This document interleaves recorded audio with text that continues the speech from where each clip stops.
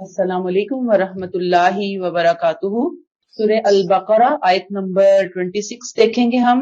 نحمدہ ونصلی علی رسولہ الکریم، اما بعد فاعوذ باللہ من الشیطان الرجیم، بسم اللہ الرحمن الرحیم۔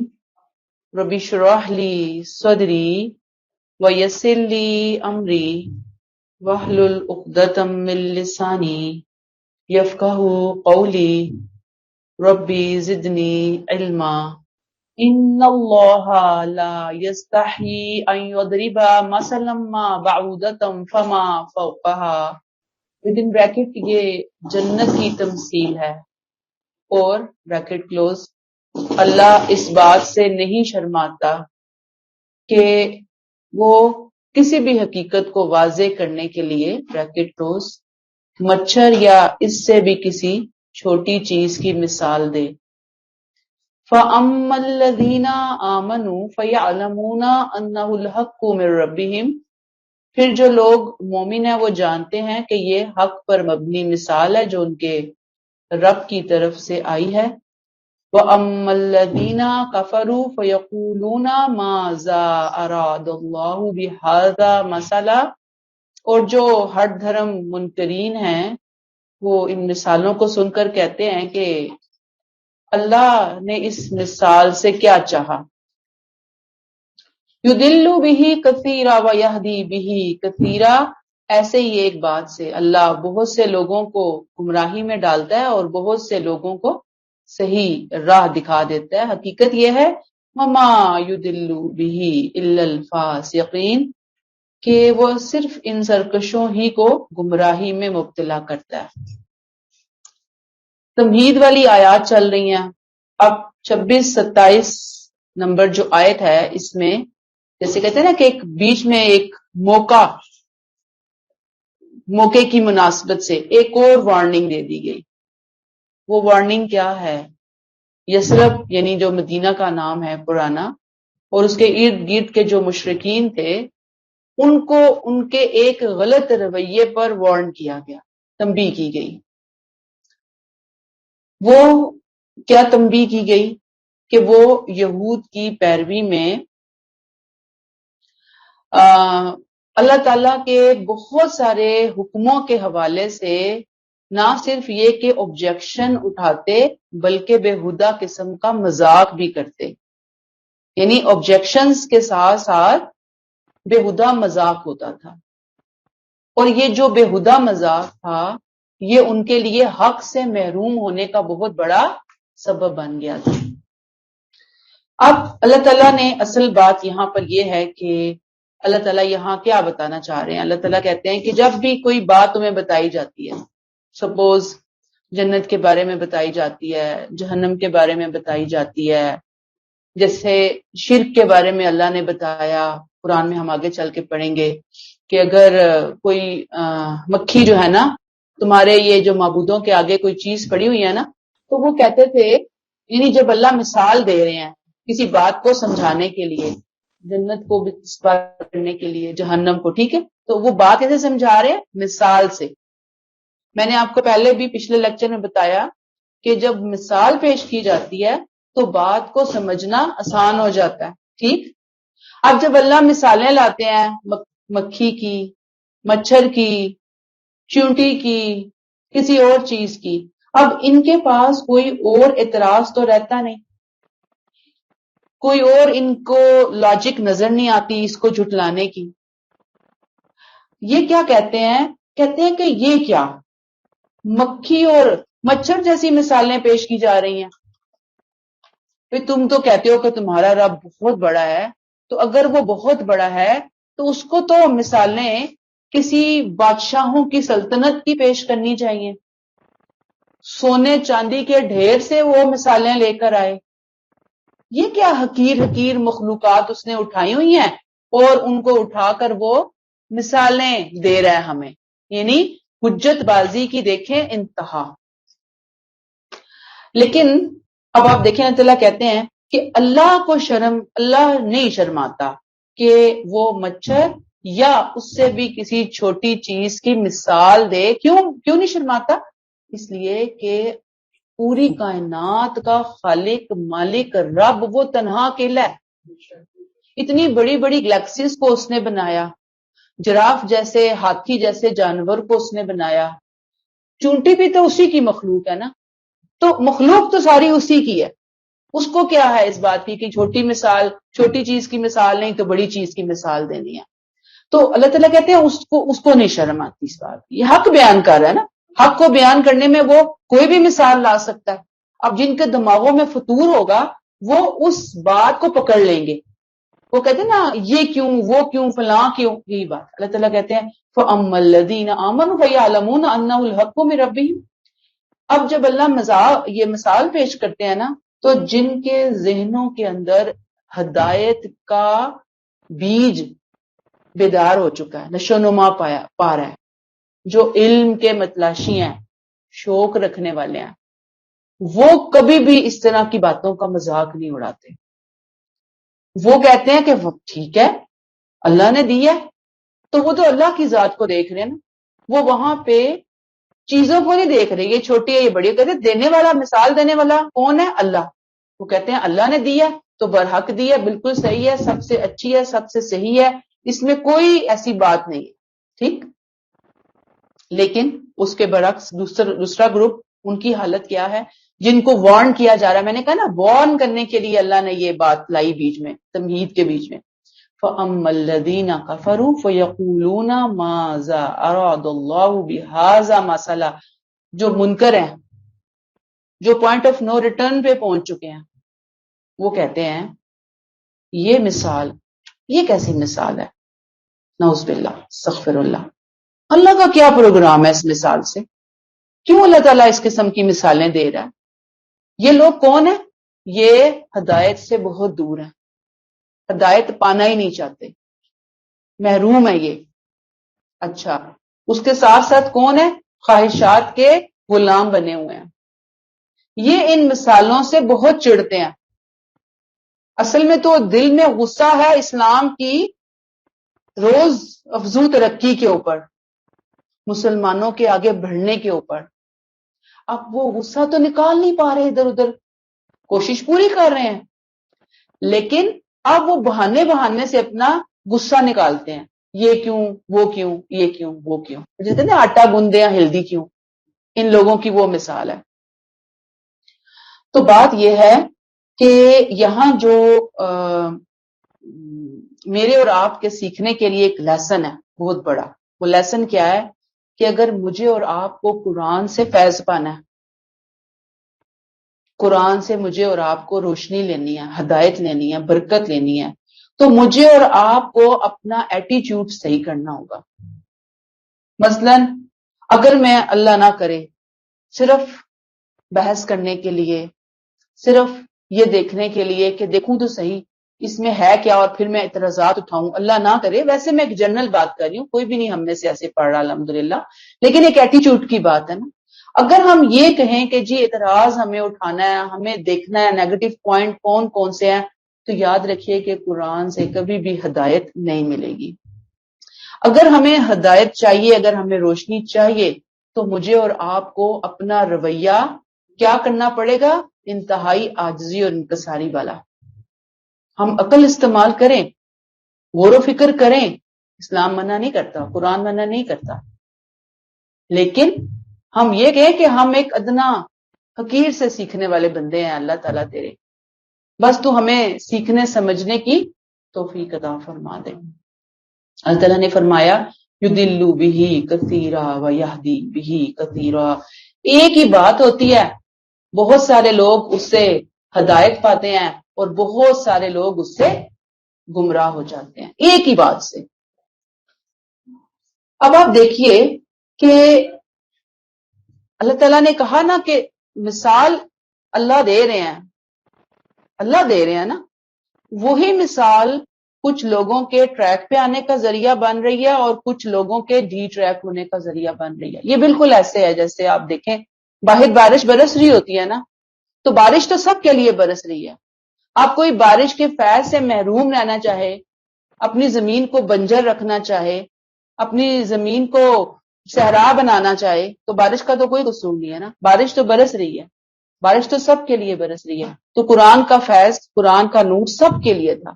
اب جو اعتراضات اٹھا رہے ہیں، نکتہ چینیاں کر رہے ہیں، نیگیٹو پوائنٹ ڈھونڈ کر لا رہے ہیں، ان کو قرآن، وہی قرآن ہے، انہیں ہدایت نہیں دے رہا۔ یہی وجہ آپ دیکھیں گے نبی کریم صلی اللہ علیہ وسلم جیسی ہستی ہیں اور وہیں پر ہی آپ کے سامنے یہود بھی موجود ہیں، مشرکین بھی موجود ہیں، منافقین بھی موجود ہیں، اور ادھر اس کے برعکس آپ دیکھیں کہ متقین بھی موجود ہیں۔ آخر ایک ہی چشمہ بہ رہا ہے نا، لیکن وہ فائدہ اٹھا رہے ہیں متقین، یہ جو گروپ ہے یہ فائدہ نہیں اٹھا رہا۔ تو اللہ تعالیٰ کہتے ہیں اللہ ایک ہی بات سے بہت سے لوگوں کو گمراہی میں ڈالتا ہے۔ یہاں پہ پھر وہی بات لے کر آئیے کہ جو اللہ تعالیٰ گمراہی میں ڈالتا ہے تو نعوذ باللہ اللہ اپنی یہ نہیں کہتا کہ یہ لوگ جو ہے نا یہ پورا گروپ یہ گمراہ ہے اور یہ پورا گروپ ہدایت کے اوپر، ایسا نہیں ہوتا۔ کن کو ڈالتا ہے؟ جو گمراہ ہونا چاہتے ہیں۔ کن کو ہدایت دیتا ہے؟ جو ہدایت لینا چاہتے ہیں۔ جو چاہتے ہیں اللہ ان کے لیے راستے کھول دیتا ہے۔ اللہ تو کہتا ہے آؤ، اللہ تو اتنا مہربان ہے، اللہ سب کو ہدایت دینا چاہتا ہے۔ اللہ نہیں چاہتا کہ لوگ گمراہ ہوں، اب گمراہ خود ہوتے ہیں۔ تو اللہ فرماتے ہیں وَمَا يُضِلُّ بِهِ إِلَّا الْفَاسِقِينَ، کہ وہ صرف ان کو ہی گمراہی میں مبتلا کرتا ہے جو سرکش ہوتے ہیں۔ فاسق کون ہوتے ہیں؟ جو نافرمانی کی طرف نکل جاتے ہیں، اطاعت کا راستہ چھوڑ کر کہاں نکلتے ہیں؟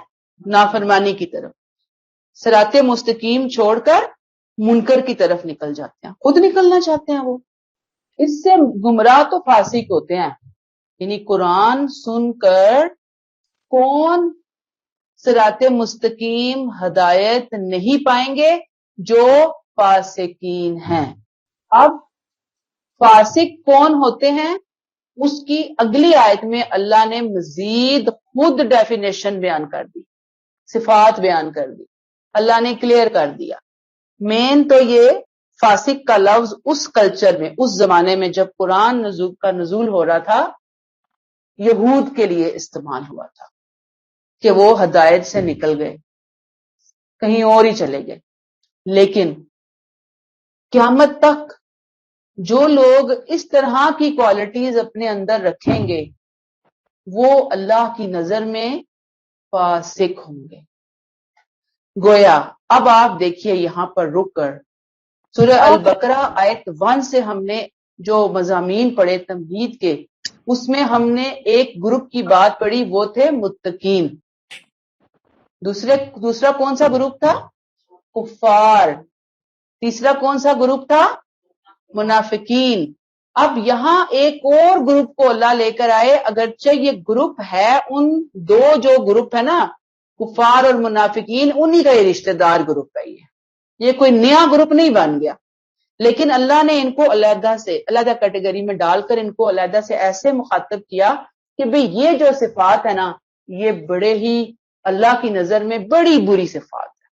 اب جو اس میں آیا تو سمجھ لو وہ ہدایت سے باہر نکل گیا۔ گویا میرے اور آپ کے سیکھنے کے لیے سبق کیا ہے اس آیت کے اندر؟ کہ دنیا کی سب نعمتوں میں سب سے قیمتی ترین نعمت ہدایت قرآن ہے، ہدایت ہے، اور وہ بھی قرآن کے ذریعے۔ جس نے اس کو پکڑ لیا وہ ہدایت پا گیا، جس نے اس کو چھوڑ دیا وہ فسق کی راہ پہ نکل گیا، فاسق ہو گیا۔ کچھ لوگ تہ تک پہنچ جاتے ہیں، موتی نکال کے لے آتے ہیں، اور کچھ لوگ اوپر سطحی طور پر رہتے ہیں اور ان کے ہاتھ میں کوئلے ہی آتے ہیں، بس ٹھیکرے ہی آتے ہیں ان کے ہاتھ میں۔ تو اللہ ہمیں توفیق عطا فرمائے کہ جب ہم لا الہ الا اللہ محمد رسول اللہ پڑھ کر اس دائرے میں داخل ہوئے ہیں نا، تو اب ہم موتی چننے والے بنے، اب ہم فیض پانے والے بنے۔ ہم ہر آیت پہ رک کر چیک اینڈ بیلنس کے سسٹم کو لے کر چلیں اور دیکھیں اس آیت پہ میرا عمل ہے یا نہیں ہے، اگر نہیں ہے تو کیوں نہیں ہے، اگر ہے کمی پیشی ہے تو ہے، اللہ تعالیٰ آسان کر دے، اللہ میری کمی پیشیاں دور کر دے۔ اب اللہ نے خود کہا اللہ ہی ہدایت دیتا ہے، اللہ کا قرآن ہے، کچھ لوگوں کو سمجھ آتی ہے اور کچھ لوگوں کو کہتے ہیں بھینس کے آگے بین بجاتے رہیں اسے کوئی فرق نہیں پڑتا، ایسے ہو جاتے ہیں کچھ لوگ، تو کچھ کو سمجھ نہیں آ رہی ہوتی ہے، اللہ معاف فرمائے۔ آپ جو مرضی جتنی مرضی ہدایت کی طرف آنے کی باتیں کر دیں، جتنے مرضی اچھے دلائل دے دیں، وہ ان کو سمجھ میں آنے والی بات نہیں ہوتی۔ استغفر اللہ۔ آیت نمبر 27 دیکھیے اور دیکھیے کہ کہیں ہم میں یہ باتیں موجود تو نہیں ہیں۔ الذین ینقضون عہد اللہ من بعد میثاقہ، جو اللہ کے ساتھ عہد کو باندھ لینے کے بعد اس کو توڑ دیتے ہیں۔ وَيَقْطَعُونَ مَا أَمَرَ اللَّهُ بِهِ أَن يُوصَلَ، جو اللہ نے رشتے جوڑنے کا حکم دیا، رشتہ داریاں بریکٹ کلوز، ان کو یہ کاٹتے ہیں۔ نمبر 3 وَيُفْسِدُونَ فِي الْأَرْضِ، زمین میں فساد پھیلاتے ہیں۔ اولئک هم الخاسرون، یہی ہیں جو آخرت میں نقصان اٹھانے والے ہیں۔ اب آپ دیکھ لیجئے، یہاں 3 اللہ نے فاسقین کی نشانیاں بتائی ہیں۔ الذین ینقضون عہد اللہ، یہ اللہ کے ساتھ وعدے کرتے ہیں۔ وعدے کون سے؟ پکے وعدے، پختہ وعدے، کلیئر وعدے، پکا پکا وعدہ اللہ جی، ٹھیک۔ اب وہ وعدہ کر کے اس کو توڑتے ہیں۔ اب وہ وعدہ کون سا ہے اس کی ڈیٹیل ہم چل کر آگے پڑھیں گے، صرف اتنا جان لیجئے کہ یہ وعدے کرتے ہیں اور وعدے کر کے توڑتے ہیں، اور اس میں خاص طور پہ جیسے میں نے ابھی آپ کو بتایا 26 پڑھاتے ہوئے کہ پہلے نمبر پر اس کے مخاطب یہود ہیں، دوسرے نمبر پر قیامت تک آنے والے ہر وہ لوگ ہیں، ہر وہ بندہ ہے جس کے اندر اس طرح کی چیزیں پائی جاتی ہیں، وہ انہی کی پیروی کر رہا ہے، وہ مسلمانوں کی متقین کی پیروی نہیں کر رہا۔ تو یہ جو یہود ہے نا، اللہ سے عہد باندھتے تھے کہ ہاں ہم نے وعدہ کر لیا، اور پھر اگلے دن یہ وعدے توڑ دیتے تھے، کچھ عرصے کے بعد وعدہ توڑ دیتے تھے۔ اس میں آپ ذرا وہ حدیث یاد رکھ لیجئے، نبی کریم صلی اللہ علیہ وسلم کا فرمان کہ جس میں عہد کا پاس نہیں اس کا دین ہی نہیں۔ عہد کا پاس نہیں یعنی جو عہد توڑتا ہے، عہد کمٹمنٹ، وعدہ جو توڑتا ہے اس کا دین ہی نہیں ہے۔ صاف نبی کریم صلی اللہ علیہ وسلم نے اس کو نکال دیا دین کی کیٹیگری سے، اسلام کی کیٹیگری سے۔ گویا صرف یہود کے لیے تو نہ ہوا، مسلمانوں کے لیے بھی ہو گئی نا یہ بات۔ اس میں آپ اگر تھوڑا سا رک کر سوچیں تو آپ دیکھیں گی کہ ہم مسلمان کتنی اپنی کمٹمنٹس نبھاتے ہیں، بتائیے نبھاتے ہیں؟ آپ درزی کو کپڑے دے کر آتے ہیں، اس نے کہنا آپ کو کہ باجی آ کے 10 تاریخ کو کپڑے لے جانا، باجی 10 کو بھی گئی، باجی 15 کو بھی گئی، باجی 20 کو بھی گئی تو کپڑے تیار ہی کوئی نہیں۔ یہ کون سی کمٹمنٹ ہے ہماری؟ یہ میں چھوٹی سی مثال دے رہی ہوں، ہمارے ہر لیول پر ایسی چیزیں عام ہیں۔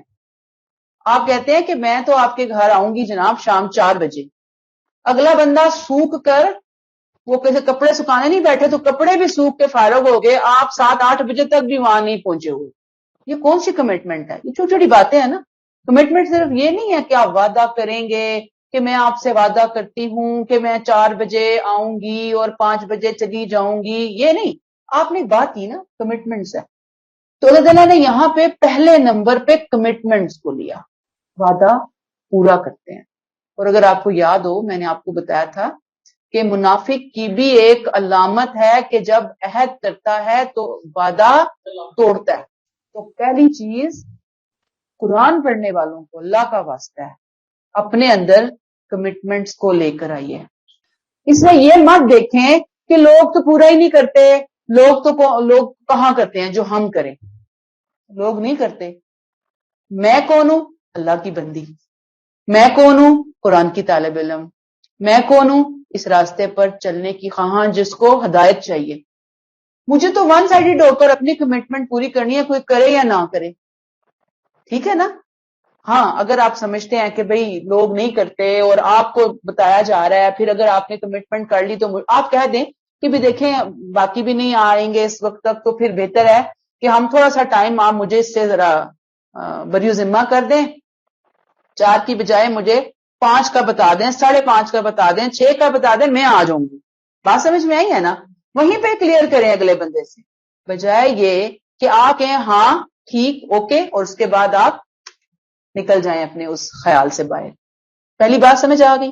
دوسری چیز وَيَقْطَعُونَ مَا أَمَرَ اللَّهُ بِهِ أَن يُوصَلَ، اللہ نے جن انسانی رشتوں کو جوڑنے کا حکم دیا نا، یہ اس کو کاٹ ڈالتے ہیں. یہ بڑی زبردست بڑی اہم بات آج کی مسلمان سوسائٹی کے لیے.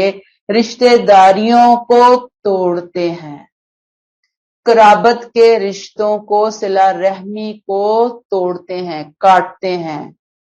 گویا ایک نافرمان عہد توڑنے کے بعد دوسرا بڑا قدم دوسرا بڑا جرم کیا کرتا ہے؟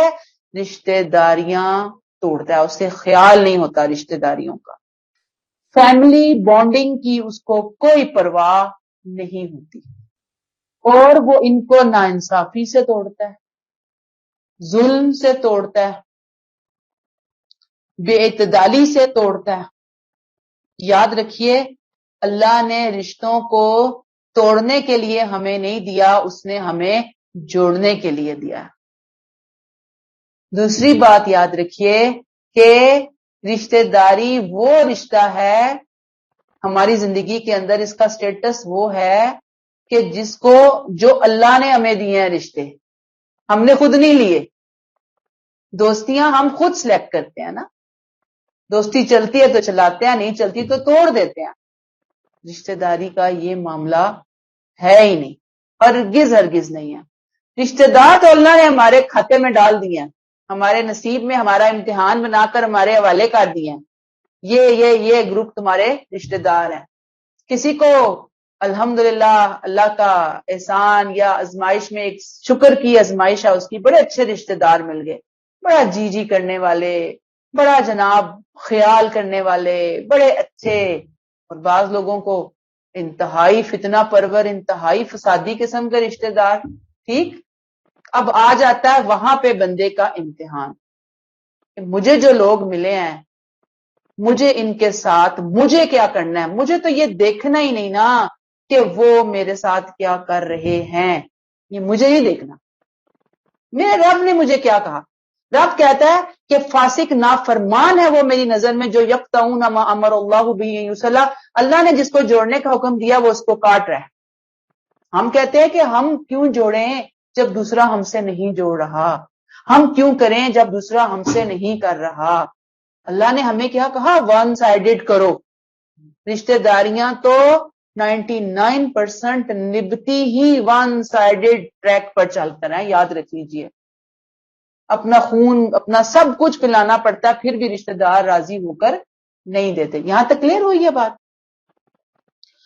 تو اب آپ دیکھیے کہ یہ ہے رشتہ داریوں کا معاملہ. بھی میں آگے کچھ حدیثیں آپ کے سامنے رشتہ داری کے حوالے سے پیش کروں گی.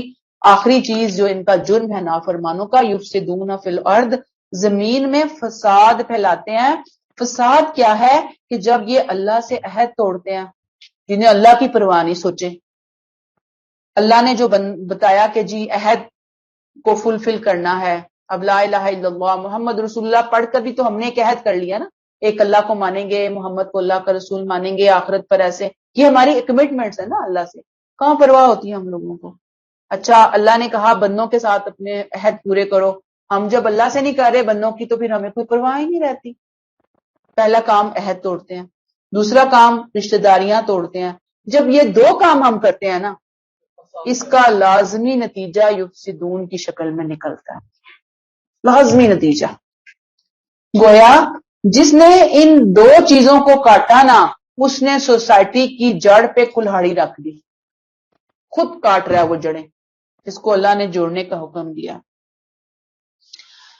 تو یہ اللہ نے کہا کہ جی یہ کام کرو دو، اور اس کے نتیجے میں خود بخود زمین کے اندر اصلاح ہوگی، سکون آئے گا، پیار آئے گا، محبت آئے گی، اطمینان آئے گا، اچھی چیزیں آئیں گی. لیکن لوگ کہتے ہیں نہیں ہم نے نہیں کرنا. تو اللہ تعالیٰ نے پھر ساتھ ہی کہا جو یہ کر رہے ہیں نافرمان اولئک هم الخاسرون، یہ نقصان اٹھانے والے.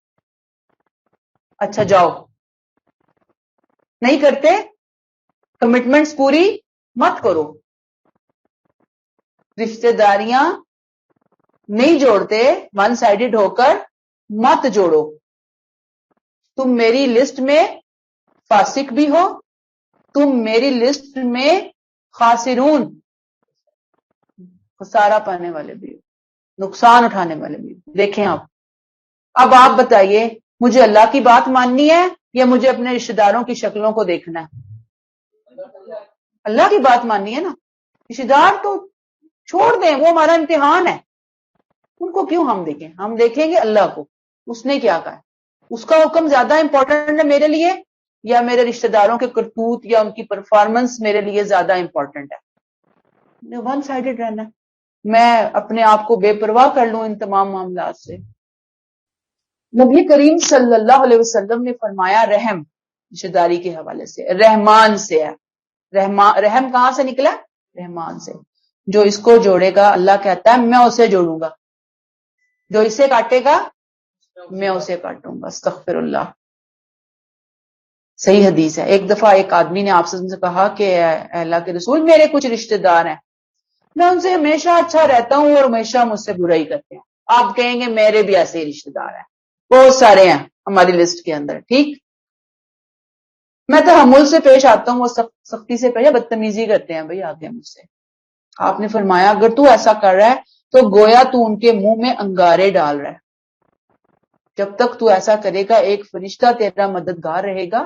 یہ فرشتہ کب مددگار رہے گا؟ کہ جب ہم اپنے مقابلے خود نہیں کریں گے, ہم صبر کے ساتھ ان کا معاملہ اللہ کے حوالے کریں گے اور ہم یہ کہیں گے کہ ہم ون سائیڈڈ ہو کر اچھے رہیں گے ان کے ساتھ. جو ہمارے کام ہیں, ہماری ذمہ داریاں, ہماری رسپانسبلٹیز ہیں, ہم وہ پورا کریں گے اچھے طریقے سے. ہم رشتہ داری نہیں توڑیں گے, دوسرا توڑتا تو توڑے. ہم ایک حد تک ایک معتدل انداز میں اس کو جوڑنے کی کوشش کریں گے. اب یہاں کوئی نہیں کہتا کہ آپ اتنے میٹھے بن جاؤ کہ لوگ تھوکنا شروع کر دیں, اتنا لوگوں کے سر پہ سوار ہو جاؤ. نہیں, حد میں چلیں, اعتدال میں لے کر چلیں لوگوں کو. نہ حد سے زیادہ کسی کی چیزوں میں مداخلت کریں, نہ دوسروں کو کرنے دیں, لیکن ہاں لوگوں کی خوشی غمی اس طرح کی چیزوں کے اندر تو ہمیں جانا ہی جانا ہے, دیکھنا ہی دیکھنا ہے. ایسے ہی ایک اور حدیث ہے, نبی کریم صلی اللہ علیہ وسلم نے فرمایا قطع رحمی کرنے والا جنت میں نہیں جائے گا. دیکھ لیں یہ آسان بات ہے.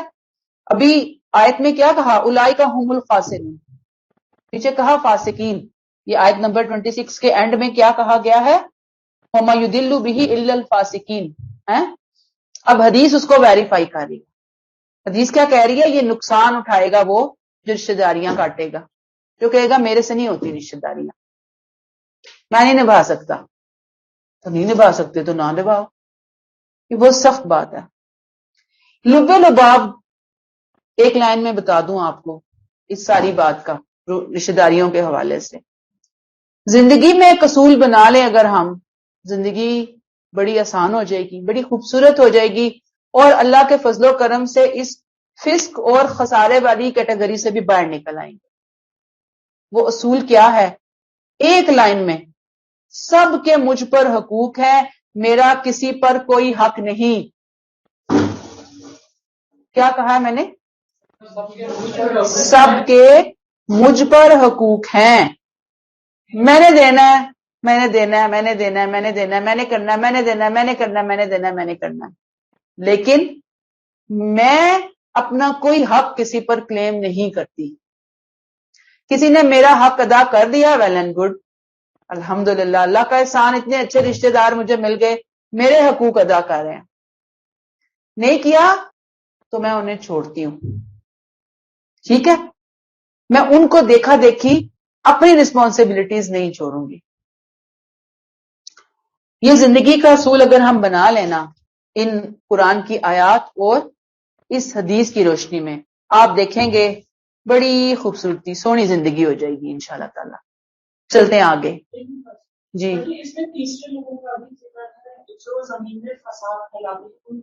فساد دیکھیں نا, جب آپ رشتہ داریاں نہیں نبھا رہے, ٹھیک ہے, آپ اپنی کمٹمنٹس نہ اللہ کے ساتھ نہ بندوں کے ساتھ پوری نہیں کر رہے. ہر بندہ ہر جگہ چنگیز خان اور ہلاکو خان بنا ہوا نظر آ رہا ہے آپ کو. وہ کہتا ہے مجھے کسی کی کوئی پرواہ نہیں ہے، تو وہ دوسروں کے حقوق کو ہر وقت اپنے قدموں تلے رونتا پامال کرتا جا رہا ہے نا. تو اس سے کیا ہوگا، اگر بہت سارے لوگ اس راستے کو اختیار کر لیں گے تو سوسائٹی زمین فساد سے بھر جائے گی. یفسدون فی الارض، وہ تو دیکھیں وہ جو چغلی دیکھیں جو چغلی ہو رہی ہے وہ بھی عموماً آپ دیکھیں گے رشتہ داریوں میں زیادہ چغلیاں چل رہی ہوتی ہیں، یا بندوں نے اللہ نے جو بندوں کے حقوق ہم پر عائد کیے کہ یہ تمہارے اوپر فلاں فلاں کا حق ہے، تمہارے پڑوسی کا حق ہے اور تمہارے فلاں کا حق ہے، ہم وہ نہیں نبھا رہے نا. ہم اس اصول کو جو اللہ نے ان دو جگہوں پہ دیا ہم نہیں نبھا رہے. جب ہم نہیں نبھا رہے آٹومیٹکلی فساد فی الارض ہوگا. تم زمین میں فساد نہ پھیلاؤ، اللہ نے کہہ دیا زمین میں فساد نہ پھیلاؤ. اس کو اگر آپ پھر بھی اپنے دل کے تسلی کے لیے لانا چاہیں تو ہر وہ ایکشن، ہر وہ کام جو معاشرے کے امن، سکون، چین، اطمینان، لوگوں کے انڈیویجولی یا پبلکلی ان کے معاملات کو خراب کرنے کا ذریعہ بن رہا ہو، وہ کچھ بھی ہو سکتی. وہ آپ کی طرف سے پولوشن پھیلانا کام بھی ہو سکتا ہے. آپ پولوشن پھیلانا شروع ہو گئے، آپ ایسے کام میجرمنٹس اختیار کر رہے ہیں کہ جیسے گندگی باہر جا رہی ہے، گٹر ابل رہے ہیں، وہ چمنیوں سے دھوئیں نکل رہے ہیں، لوگوں کی خوراک میں، لوگوں کی سانس میں، لوگوں کے وہ گند جا رہا ہے، تو وہ ایک طرح سے فساد پھیلا رہا ہے نا، زمین میں فساد مچ رہا ہے. تو بہرحال یہاں پہ کیا کہا گیا، یہ کام نہ کرو، اگر کرو گے تو بہت زیادہ خسارہ پاؤ گے. تو اللہ ہمیں اس سے محفوظ رکھیں. آیت 28 کیف تکفرون باللہ وکنتم امواتا فاحیاکم ثم یمیتکم ثم یحییکم ثم الیہ ترجعون. وہی جو پیچھے ہم نے آیت پڑھی تھی نا، اعبدوا یا ایھا الناس اعبدوا ربکم، اے لوگو اپنے رب کی عبادت کرو جس نے تمہیں بھی پیدا کیا اور تم سے پہلے والوں کو پیدا کیا. پچھلے لیکچرز میں ہم پڑھ کر آئے ہیں. اللہ پھر وہیں سے ہی بات کو دوبارہ وہیں سے ہی کنیکٹ کر دیا، اعبدوا کی دعوت کو اٹھا لیا گیا. کیا کہا، اے لوگو تم کس طرح اللہ کا انکار کرتے ہو، تم تو مردہ تھے، اس نے تمہیں زندگی دی، وہی اللہ تمہاری جان لے گا پھر تمہیں زندگی دے گا، اسی کی طرف تمہیں پلٹ کر جانا ہے. گویا یہاں رک کر کیف تکفرون باللہ، تکفرون باللہ یہاں پر خاص طور پر شرک نہیں ہے، یہاں تکفرون باللہ قیامت کا انکار ہے، کیونکہ آگے آ گیا کنتم امواتا فاحیاکم ثم یمیتکم ثم یحییکم. قیامت کے انکار کو اللہ کے انکار کے ساتھ کیوں جوڑا گیا؟ اس لیے کہ قیامت کا انکار اصل میں اللہ ہی کا انکار ہے، اللہ کی صفات کا انکار ہے، ان کی ربوبیت کا انکار ہے، ان کے خالق مالک ہونے کا انکار ہے، ان کی حکمت کا انکار ہے، ان کے علم کا انکار ہے. تو جو اللہ کی ان صفات کو نہیں مانتا اٹس مین نہ وہ اللہ کو مانتا ہے نہ اس کو آخرت کی کوئی پرواہ ہے. تو یہاں اللہ تعالیٰ نے کیا کہہ دیا کہ تم نہیں تھے نا دنیا میں، اس نے تمہیں پیدا کیا، ایک وقت آئے گا تم نہیں ہوگے، تو جب تم نہیں ہوگے وہ تمہیں دوبارہ سے اٹھائے گا اپنے نہ ہونے سے ہونے کو، اور پھر نہ ہونے سے پھر آخرت میں اٹھنے کے اوپر یقین لے آؤ، آخرت پہ یقین لے آؤ. یہ تمہارے لیے دلیل میں نے تمہیں دے دی تمہارے نہ ہونے سے ہونے کے اوپر لا کر. سمپل سی بات اللہ تعالیٰ نے بتا دیا کہ جس نے پہلی مرتبہ پیدا کیا گویا تمہیں مردے سے زندہ کیا، تو وہ تمہیں دوسری دفعہ نہیں پیدا کر سکتا. کیا مشکل ہے اس کے لیے؟ کوئی مشکل ہے نہیں ہے.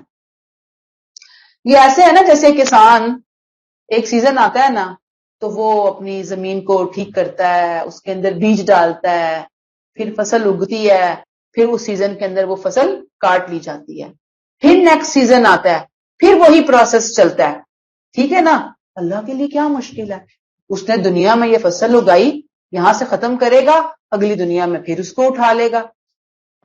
یہ دنیا یہاں کی موت دنیا کا دی اینڈ نہیں ہے، اس کے بعد ایک ہمیشہ کی زندگی شروع ہونے والی ہے. یہی بندہ مومن کا امتحان ہے، یہی اس کا عقیدہ ہونا چاہیے. اللہ نے کہا ثم الیہ ترجعون، اسی کی طرف تم دوبارہ لوٹائے جاؤ گے. کلیئر ہوگی بات؟ آیت 29 هو الذی خلق لکم ما فی الارض جميعا، وہی اللہ ہے جس نے تمہارے لیے زمین کی ساری چیزیں پیدا کی. سبحان اللہ.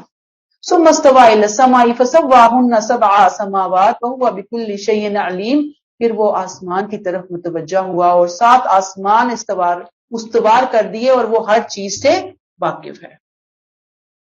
اب یہ پھر ایک پیرا شروع ہو گیا. پیچھے بھی ابھی ہم نے پڑھا نا کہ قیامت کا انکار کرنے والوں کو دلیل دی گئی. یہاں پر اللہ اس آیت سے لے کر آنورڈ اللہ تعالی قیامت کا آنا کیوں ضروری ہے اس کے دلائل دے رہے ہیں، ثبوت دے رہے ہیں. اللہ تعالیٰ کہتے ہیں کہ یہ کیسے ممکن ہے کہ زمین آسمان کی ایک ایک چیز پکار کر کہہ رہی ہے کہ ہمیں پیدا کرنے والا کوئی خالق مالک ہے اور وہ اللہ ہے. تو یہ کیسے ممکن ہے کہ اللہ تمہیں ایسے ہی پیدا کر کے چھوڑ دے گا؟ تمہارے اچھے اور برے کے اندر اللہ تعالیٰ فرق نہیں کرے گا، دونوں کا انجام ایک جیسا کر دے گا. پاس اور فیلئر کا رزلٹ جو ہے نا، وہ پاس اور فیلئر کا رزلٹ وہ ایک جیسا کر دے گا. یہ ممکن نہیں ہے. قیامت اٹل ہے، وہ ہو کرے گی، یہ دلیل ہے. قیامت آئے گی، کیسے آئے گی؟ هو الذی خلق لکم ما فی الارض جميعا، زمین کی ساری نعمتیں اس نے کس کے لیے دی؟ تمہارے لیے دی. آج آپ دیکھ لیجئے کہ ایک بٹن ہم دباتے ہیں اور ایک بٹن کا کمال دیکھیے، چاہے وہ آپ لیپ ٹاپ پہ دبائیں، چاہے آپ موبائل کے اوپر دبائیں، پوری دنیا ہمارے کوئی کنٹرول میں آ جاتی ہے، پوری دنیا کی انفارمیشن ہمارے ہاتھ میں آ جاتی ہے. کہاں کہاں بیٹھ کر ہم لوگوں سے بات کر سکتے ہیں، ہم رابطہ رکھ سکتے ہیں. پھر گھروں میں ایک بٹن سے پانی کہاں سے اٹھتا ہے، کہاں سے جنوں کی طرح ہمارے گھروں اور نلکوں میں آنا شروع ہو جاتا ہے. ایک ایک بٹن کے اتنے کمالات آپ دیکھیں. ایک میں مثال دے رہی ہوں نا چھوٹی سی.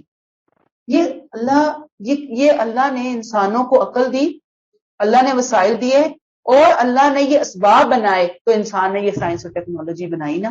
تو اللہ تعالیٰ کہتے ہیں هو الذی خلق لکم، یہ اللہ جس نے یہ سب کچھ پیدا کیا تمہارے لیے. ما فی الارض جميعا، جو کچھ زمین میں ہے وہ سارے کا سارا اسی اللہ نے تمہارے لیے پیدا کیا.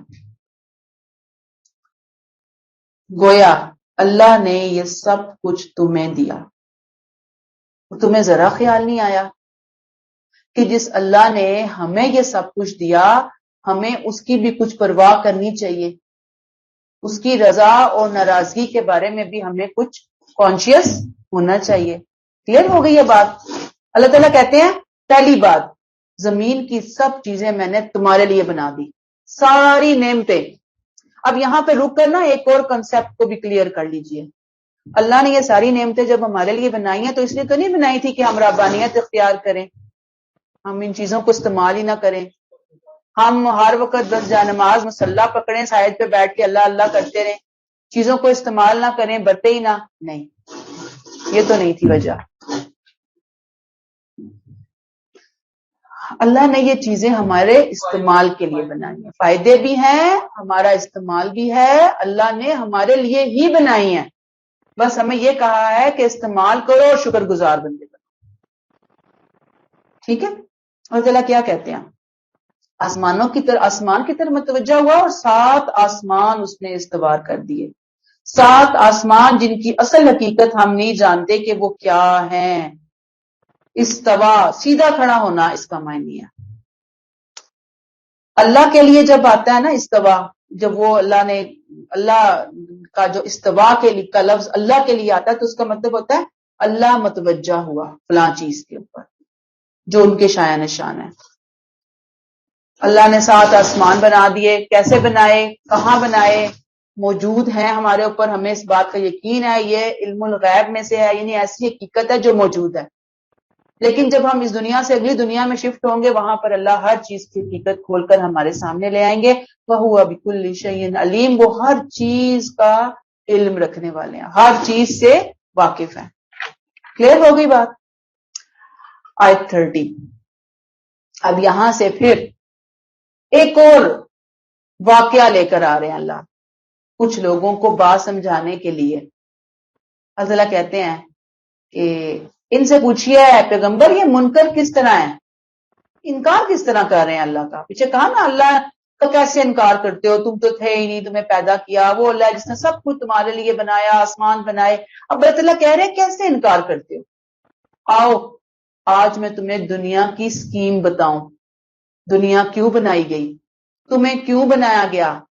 سب سے پہلے تمہارے باپ حضرت آدم کو، حضرت میں نے کہا کہ آدم کو کیوں بنایا گیا، کیوں پیدا کیا گیا، آؤ میں تمہیں سناؤں وہ واقعہ، اے پیغمبر ان کو سنائیے وہ واقعہ۔ اب واقعہ شروع ہو رہا ہے۔ وَإِذْ قَالَ رَبُّكَ لِلْمَلَائِكَةِ إِنِّي جَاعِلٌ فِي الْأَرْضِ خَلِيفَةً، تمہارے رب نے فرشتوں سے کہا کہ میں ایک ایسی مخلوق بنانے والا ہوں جسے زمین کی بادشاہی دی جائے گی۔ کیا بنانے والا ہوں؟ ایک ایسی مخلوق، انی جائل فی الارض خلیفہ، زمین میں خلیفہ بنانے والا، نائب بنانے والا ہوں۔ اللہ یہاں اب انسان کی حیثیت کو کھول کر بیان کر رہے ہیں کہ بڑا آیا انکار کرنے والا، بڑا آیا رب کے مقابلے میں کھڑا ہونے والا، بڑا آیا میں کرنے والا۔ آؤ دیکھو تو صحیح یہ دنیا کیوں بنائی۔ پیچھے ہم نے پڑھا دنیا کی ہر چیز اللہ نے کس کے لیے بنائی؟ بندوں کے لیے بنائی۔ اور اب یہاں اللہ بتا رہے ہیں کہ انسان کو کیوں بنایا گیا۔ یہاں سے ہم پڑھنے جا رہے ہیں اس آیت سے قصہ آدم اور ابلیس۔ قصہ آدم و ابلیس یہ اتنا اہم قصہ ہے کہ پورے قرآن میں اللہ 7 ٹائمز اس کو لے کر آیا، 7 بار مناسب وقفوں سے اللہ نے اس کو دہرایا۔ اس کی اہمیت کیوں ہے؟ اللہ نے اس قصے سے انسان کے تخلیق کے منصوبے کو واضح کیا۔ اپنی دنیا میں انسانوں کی تخلیق، دنیا کی تخلیق کی پلاننگ کو، اسکیم کو اللہ سامنے لے کر آئے۔ بندے کو پتہ چلتا ہے کیوں بنایا گیا، آخر کیوں کھڑا کیا گیا آخر مجھے اس دنیا میں۔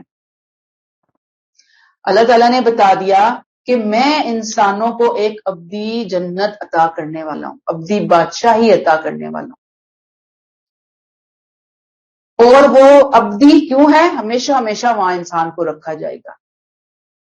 اس کے لیے انسان کو اس دنیا میں لازماً ایک ٹیسٹ سے گزارا جائے گا، جس میں پاس ہونے پر اسے ابدی بادشاہی کا سرٹیفکیٹ ملے گا، ڈگری ملے گی۔ جیسے آپ ایف اے کرتے ہیں، بی اے، ایم اے، ڈگریاں ملتی ہیں نا۔ اس دنیا کے ٹیسٹ میں جب بندہ پاس ہوگا تو اس کو وہاں پر ہمیشہ رہنے کی کیا مل جائے گی؟ ڈگری ملے گی۔ اب جب اللہ نے یہ پلاننگ کی، کس چیز کی پلاننگ؟ اللہ نے جنت بنا کر، جنت میں جب اپنی ایک انسان جیسی مخلوق کو بسانے کا پلان کیا تو اللہ نے اس پلاننگ کے کیا خد و خال بیان کیے، کیا آؤٹ لائن دی کہ دنیا میں اس انسان کو رکھا جائے گا، وہاں لازماً ان کو کچھ امتحانوں سے گزارا جائے گا، جو اس امتحان میں پاس ہوں گے وہ اس ابدی جنت کے اندر آ کر رہنے کے حقدار ٹھہرائے جائیں گے۔ یہ سمجھ آئی ہے بات؟ اب اللہ نے اپنی سکیم بندوں اور فرشتوں کے سامنے پیش کی۔ کیا کہہ رہے ہیں اللہ؟ وَإِذْ قَالَ رَبُّكَ لِلْمَلَائِكَةِ إِنِّي جَاعِلٌ فِي الْأَرْضِ خَلِيفَةً، کہ تمہارے رب نے فرشتوں سے کہا کہ میں زمین میں ایک مخلوق بنانے والا ہوں جسے زمین میں بادشاہی دی جائے گی۔ ملائکہ، ملک کی جمع، پیامبر۔ یاد رکھیے کہ یہ صرف کچھ پاورز نہیں ہیں، بلکہ یہ بہت پاکیزہ صفات کی حامل نوری مخلوقات ہیں، اللہ کی فرشتے، یعنی یہ مخلوق ہے اللہ کی، بہت پاکیزہ، گناہ ہوتا ہی نہیں ان سے، مستقل مخلوق ہے، ازل سے لے کر ابد تک رہے گی اللہ کے ساتھ۔ بات یہاں پہ تھوڑا سا رک کے صرف ایک بات لے لیجئے کہ میں نے اور آپ نے چلنا کس کے مطابق ہے؟ قرآن کو اب ہم نے اپنا سلیبس بک بنا لیا نا۔ ہمارا سلیبس یہ، اب ہم نے دیکھنا یہ ہے کہ جو ہم نے پڑھا ہے وہ ٹھیک تھا، یا اب ہم جو قرآن کی اسٹیٹمنٹ دیکھ رہے ہیں، آیات دیکھ رہے ہیں، یہ ٹھیک ہے؟ یہاں اللہ کیا کہہ رہے ہیں ہم؟ ٹھیک، اب ہم نے یہاں کیا کہا، ابھی جب حضرت آدم کو اللہ نے نہیں بنایا تھا، بنانے کا ان کا پروگرام بنا، ان کی ایک پوری سکیم آئی، تو انہوں نے یہ سکیم فرشتوں کے سامنے رکھی اور ان کو کہا انی جاعل فی الارض خلیفہ۔ میں نے یہاں رک کر آپ کو بتایا کہ فرشتے کون ہیں؟ اللہ کی مستقل ایک نوری مخلوق ہے، مقدس پاک مخلوق ہے، ٹھیک۔ خلیفہ، خلیفہ کیا ہے؟ اس لفظ کو ذرا پی لیں اچھی طرح، اس کو اندر اتار لیں۔ اس کا مطلب ہے صاحب اقتدار مخلوق، انڈیپینڈنٹ مخلوق۔ اس کا ترجمہ بادشاہ بھی کیا بعض لوگوں نے، نائب بھی کیا۔ گویا اللہ فرشتوں کو بتا رہے ہیں کہ میں زمین میں ایک ایسی مخلوق بنا رہا ہوں انسان کے نام سے، جس کو میں دنیا میں خلیفہ بنا کر بھیجوں گا۔ مطلب کیا ہے؟ اس کو کچھ اقتدار، کچھ آزادی دے کر دنیا میں بھیجوں گا۔ کیا دے کر بھیجوں گا؟ اقتدار بھی دوں گا اور آزادی بھی دوں گا اس کو، ٹھیک ہے؟ کیونکہ امتحان کے لیے دونوں چیزیں ضروری ہیں۔ اگر ایک ہو، ایک چیز نہ ہو، تو پھر بندے کی آزمائش کیسے ہوگی؟ اللہ تعالیٰ کہتے ہیں کہ میں دیکھوں گا کہ یہ اپنی آزادی کو، اپنے اختیار کو، اپنی اس پاور کو جو اللہ اس کو دنیا میں دیں گے، یہ کیسے استعمال کرے گا۔ پاور دے کر میں بھیج رہا ہوں، اس کو اتھارٹی دے کر بھیج رہا ہوں، اور میں یہ دیکھوں گا کیسے استعمال کروں گا۔ اگر اس نے اپنی اس اختیار، انڈیپینڈنٹ ہونے کو میری مرضی کے مطابق اختیار کیا تو یہ امتحان میں کامیاب ہے، اور اگر اس نے نہ کیا، اپنی مرضی چلائی، تو ناکام ہے۔ یہاں تک سمجھ آ گئی بات؟ فرشتوں نے کہا قالوا اتجعل فیہا ما یفسد فیہا ویسفک الدماء، کہ کیا آپ اس میں وہ مخلوق بنائیں گے جو وہاں فساد اور خون ریزی کرے گا؟ یہ جو انسان کو انڈیپینڈنٹ اللہ بھیج رہے تھے نا دنیا میں، یہ جو اختیار دیا جا رہا تھا، فرشتوں نے اللہ کے سامنے اندیشے کا اظہار کیا۔ انہوں نے سوچا کہ ایک با اقتدار مخلوق بھیجی جا رہی ہے نا زمین میں، با اختیار مخلوق، زمین میں جا کر وہ لازماً فساد ہی پھیلائے گی، خون ریزی کرے گی۔ اور ساتھ ہی انہوں نے کہا وَنَحْنُ نُسَبِّحُ بِحَمْدِكَ وَنُقَدِّسُ لَكَ، ہمارا معاملہ یہ ہے کہ آپ کی حمد و ثنا کے ساتھ آپ کی تسبیح اور تقدیس تو ہم کر ہی رہے ہیں۔ یعنی بڑے ادب سے انہوں نے کہا کہ زمین کا نظم و نسق تو ہم چلا ہی رہے ہیں، اٹس مین کہ زمین کا نظم و نسق چلا رہے تھے، ٹھیک۔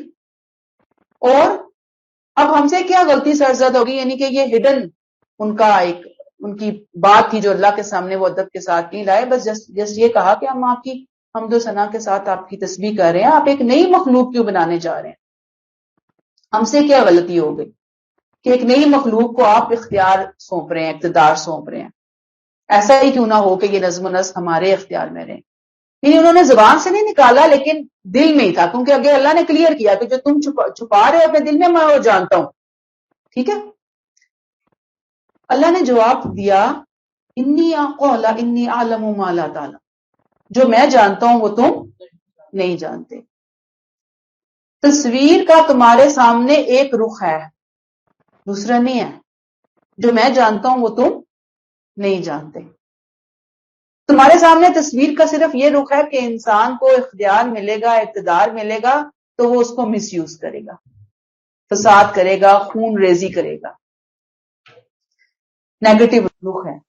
جو لیکن پازیٹو رخ ہے نا، وہ مجھے ہی پتا ہے کہ صرف خون ریزی، دنگا کرنے والے لوگ نہیں ہوں گے، بڑے بڑے نیک لوگ ہوں گے، انبیاء، صدیقین، شہداء، صالحین، دین پر عمل پیرا ہونے والے، دوسروں کو اس کی طرف بلانے والے، دعوت لینے والے۔ اللہ تعالیٰ کہتے ہیں پھر میں اپنی جنت کے لیے ایسی عظیم ہستیوں کا انتخاب کروں گا جو ہمارے اس امتحان میں کامیاب ہوں گے، ٹھیک ہے۔